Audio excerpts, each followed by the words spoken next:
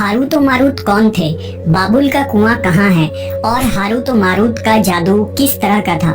ये वो पुरअसरार सवालात हैं जिनके जवाब तो बहुत हैं और लिखने वालों ने भी बहुत कुछ लिखा है, लेकिन उन किस्से कहानियों में हकीकत को तलाश करना गहरे समुंदर से मोतियां निकालने के बराबर है। हारूत और मारूत के मुताल्लिक बुनियादी तौर पर दो तरह की रवायतें मिलती हैं, एक वो जो कुरान और हदीस और ताबईन के अक़वाल में मौजूद है और दूसरी वो जो तौरेत और इंजील और इसराइली रिवायतों में आती है, जबकि उन इसराइली रिवायतों को बेशतर उलमा और मुवर्रिखीन ने तायीद की है। इस वीडियो में हम उन दोनों तरह की रिवायतों और वाक़यात को मुकम्मल पेश करेंगे। रिवायतों के मुताबिक हजरत इदरीस अलैहिस्सलाम के ज़माने में एक मर्तबा आसमान और ज़मीन के दरमियान से पर्दों को हटा दिया गया तो फरिश्तों ने ज़मीन में आबाद इंसानों को देखकर ताज्जुब किया और बोले, या रब्बुल आलमीन, हम तो गुनाह के करीब भी नहीं जाते, जबकि ये बनी आदम गुनाहों में इतने मुब्तला हैं।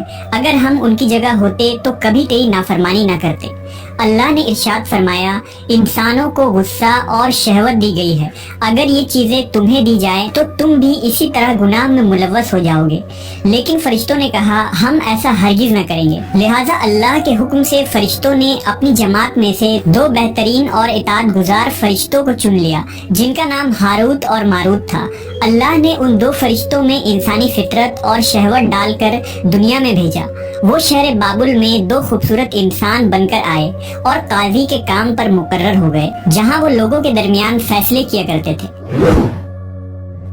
एक दिन उनके पास एक औरत अपना मुकदमा लेकर आई और कहा कि उसका शौहर उसे बहुत परेशान करता है।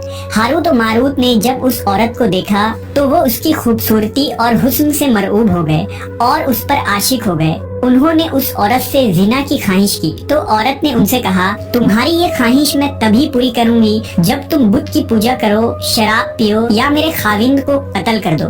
हारूत और मारूत ने शराब नोशी को छोटा गुनाह समझकर पी लिया और नशे की मस्ती में दो और कबीरा गुनाह कर बैठे। उस औरत ने उनसे आसमान पर चढ़ने का अमल भी सीख लिया, जिसके जरिया वो आसमान पर जाते थे। जब औरत इस अमल के जरिया आसमान पर गई तो अल्लाह के हुक्म से उसे सितारे की शक्ल में मस्क कर दिया गया। चूंकि उस औरत का नाम जोहरा था, इसलिए वो सैयारा जोहरा कहलाया, जिसे आज वीनस कहते हैं।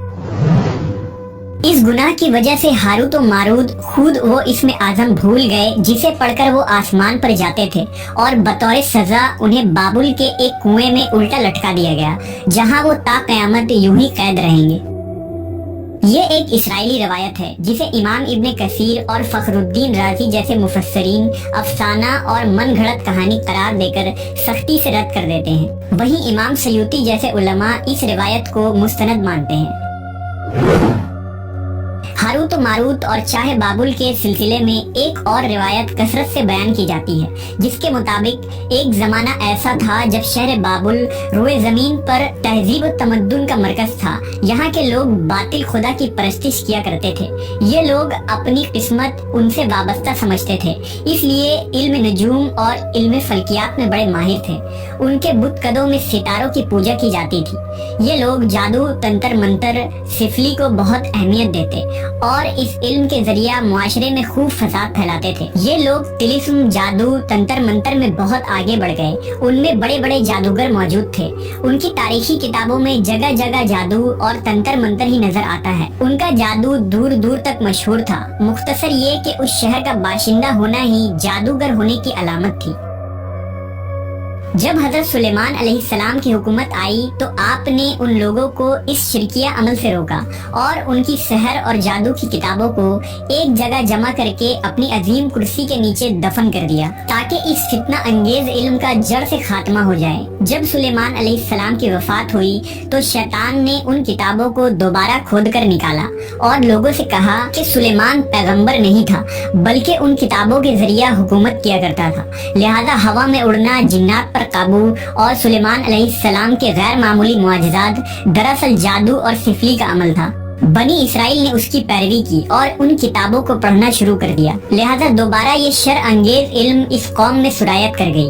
अल्लाह ने सुलेमान अलैहिस्सलाम पर लगाए गए इल्जाम और तुहमत की नफी करते हुए सूरह बकरा में फरमाया है, اور انہوں نے اس چیز کی پیروی کی جو شیطان سلیمان کی بادشاہت کے وقت پڑھتے تھے، اور سلیمان نے کفر نہیں کیا تھا لیکن شیطانوں نے ہی کفر کیا۔ لوگوں کو جادو سکھاتے تھے، اور اس چیز کی بھی جو شہر بابل میں ہاروت و ماروت دو فرشتوں پر اتارا گیا تھا، اور وہ کسی کو نہ سکھاتے تھے جب تک یہ نہ کہہ دیتے کہ ہم تو صرف آزمائش کے لیے ہیں، تو کافر نہ بن۔ لہذا جب یہ سحر کا علم بابل میں عام ہو گیا اور لوگوں کی تکلیف اور پریشانی کا باعث بن گیا، تو اللہ نے دو فرشتوں کو انسانی صورت میں مامور کیا کہ وہ جادو کے عوامل اور اسے باطل کرنے کا طریقہ لوگوں کو سکھائیں تاکہ وہ جادوگروں کے فساد اور شر سے محفوظ رہ سکے۔ لیکن یہ تعلیمات غلط مقصد کے لیے بھی استعمال ہو سکتی تھی۔ حالانکہ وہ فرشتے لوگوں کو تنبیہ کرتے تھے اور ان کے لیے صراحتاً کہتے تھے کہ یہ تمہارے لیے ایک طرح کی آزمائش ہے، لیکن پھر بھی وہ لوگ ایسے کاموں میں پڑ گئے جو انسانوں کے لیے ضرر اور نقصان کا باعث تھا۔ بعض عربی داستانوں میں اس کنویں کا ذکر بھی ملتا ہے جہاں کئی لوگ پہنچے اور ہاروت و ماروت سے ملاقات کر کے جادو کا علم بھی سیکھا، جبکہ بعض مورخین کا کہنا ہے کہ عراق کے شہر حلہ کے قریب ایک کھنڈر میں موجود قدیم کنواں ہے جہاں سے بابل کی سرحد شروع ہوتی تھی۔ یہ اس کنویں کو ہی چاہے بابل قرار دیتے ہیں۔ بہرحال اس واقعے سے یہ سبق ملتا ہے کہ سفلی اور جادو ایک شرکیہ عمل ہے، مگر یہ کہ اس کا استعمال فساد اور